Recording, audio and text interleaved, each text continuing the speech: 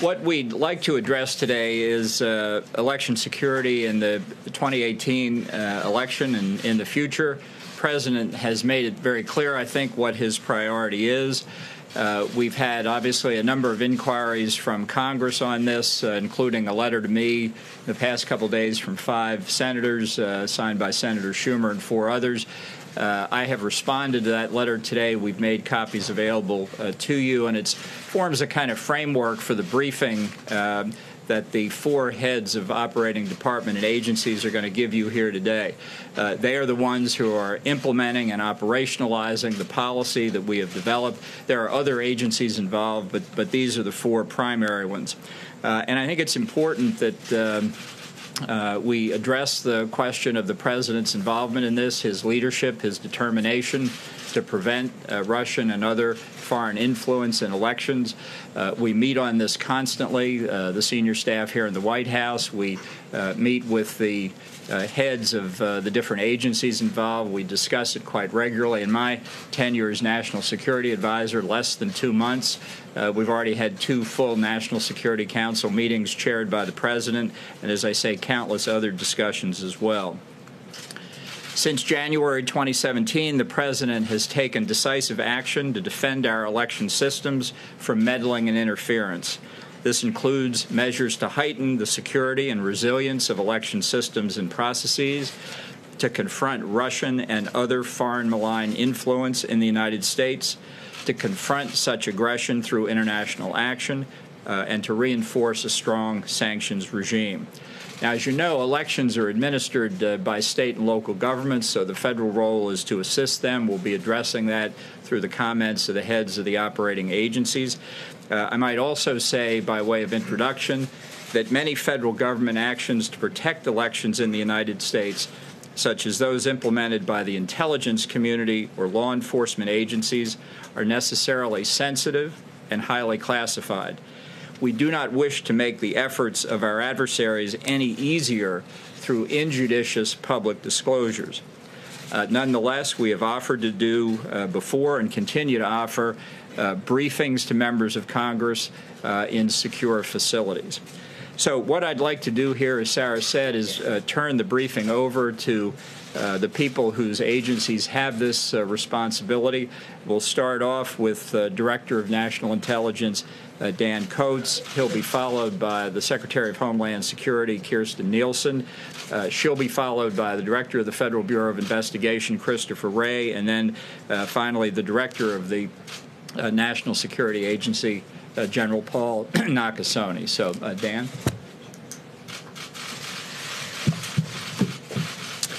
Well, as Director of National Intelligence, I would like the American people to know that the intelligence community and all of its agencies are postured to identify threats of all kinds against the United States. The President has specifically directed us to make the matter of the election meddling and securing our election process a top priority, and we have done that and are doing that and will continue to do so. We have incorporated the lessons learned from the 2016 election and implemented a broad spectrum of actions to share more information across the federal government, as well as with state and local governments and also with the public and the private sector.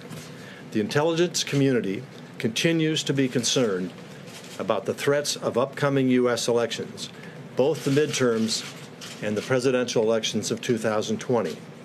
In regards to Russian involvement in the midterm elections, we continue to see a pervasive messaging campaign by Russia to try to weaken and divide the United States.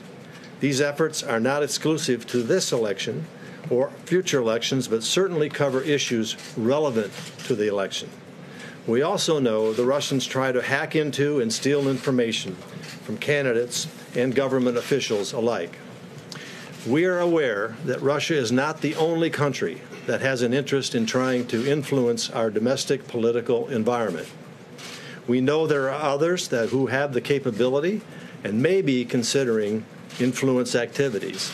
As such, we will continue to monitor and warn of any such efforts. I am committed to making sure that the intelligence community is working together in integrating across organizations and missions and seeking greater transparency with the public. The ODNI has instituted a broad spectrum of actions covering collection, analysis, reporting, education, and partnerships, all designed to provide the best threat assessments to federal, state, and local officials, as well as to the public and private sector when necessary. For example, my office leads the interagency working group, now meeting weekly as a push towards November, with Department of Justice, FBI, Department of Homeland Security, CIA, and NSA, inclusive of regional cyber and counterintelligence experts, all focused on ensuring election security and integration of our efforts. The intelligence community's focus right now is persistent support to the FBI, to the Department of Homeland Security, and other agencies in their election responsibilities, and my office is ensuring these organizations receive timely and proactive intelligence community support.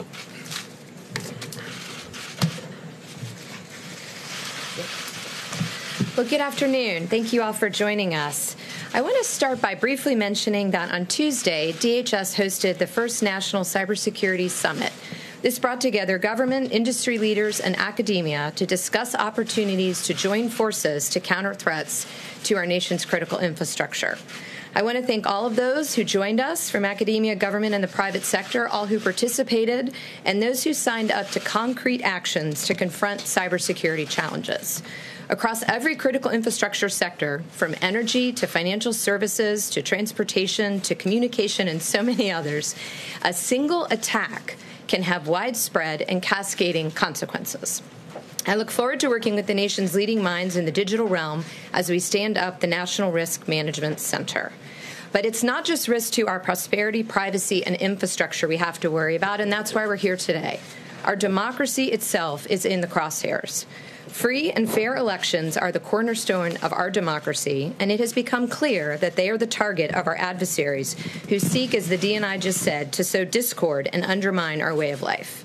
I fully share the intelligence community and the ODNI's assessments, past efforts, and those today to interfere with our election and of the current threat.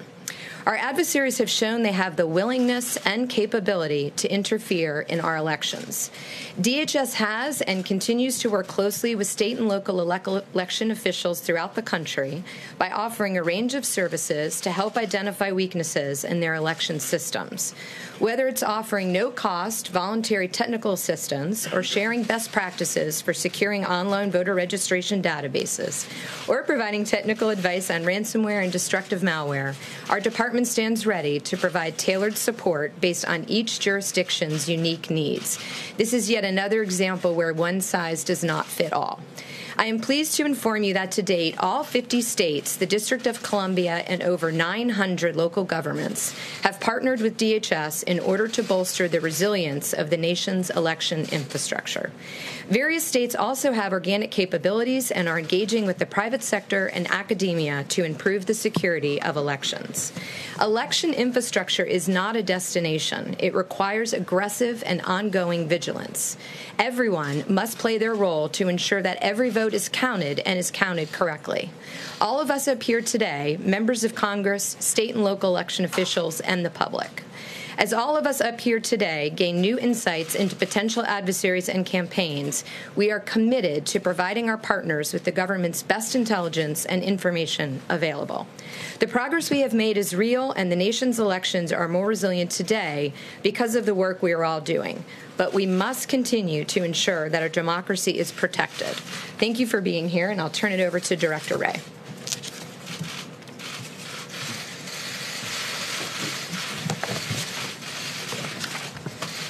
Afternoon, everybody.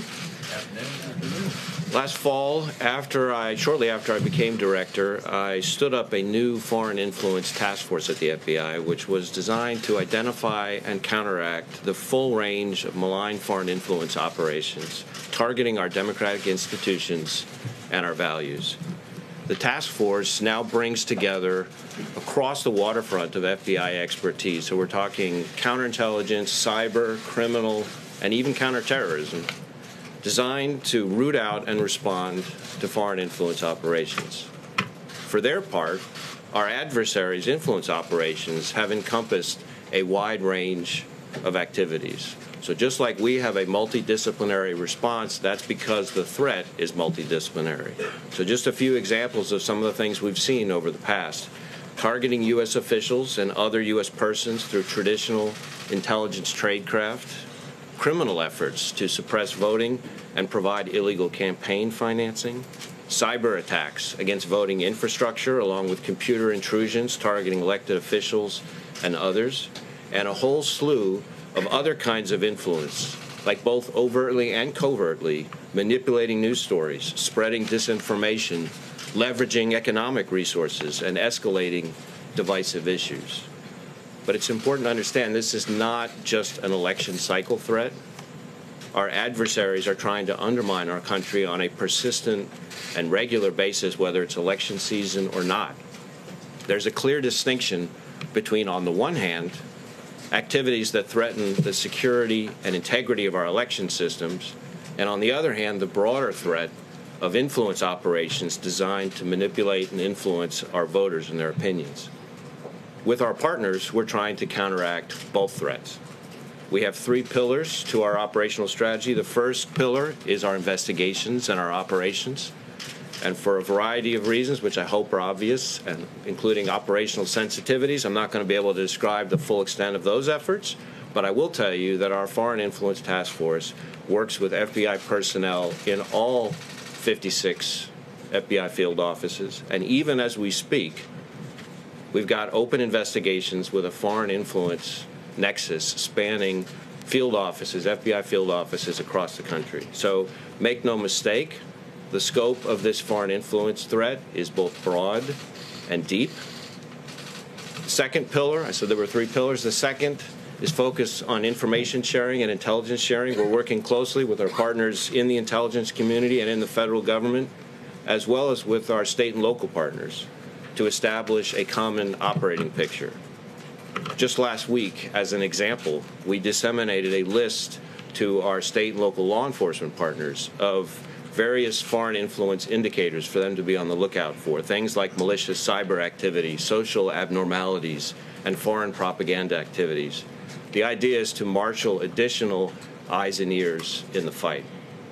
We're also working with our international partners to exchange intelligence and strategies for combating the threat, because this is, after all, a shared threat with our allies. The third pillar of our approach is based on our strong relationships with the private sector. Technology companies have a frontline responsibility to secure their own networks, products, and platforms, but we're doing our part by providing actionable intelligence to better enable them to address abuse of their platforms by foreign actors. So this year we've met with top social media companies and technology companies several times. We've given them classified briefings. We've shared specific threat indicators and account information and a variety of other pieces of information so that they can better monitor their own platforms. The reality is it's going to take all of us working together to hold the field, because this threat is not going away. As I have said consistently, Russia attempted to interfere with the last election and continues to engage in malign influence operations to this day. This is a threat we need to take extremely seriously and to tackle and respond to with fierce determination and focus. And together with our partners, both those here and some of the other partners we've talked about, I'm confident that we can protect the integrity of our democratic institutions and maintain public confidence in our electoral process. Thank you.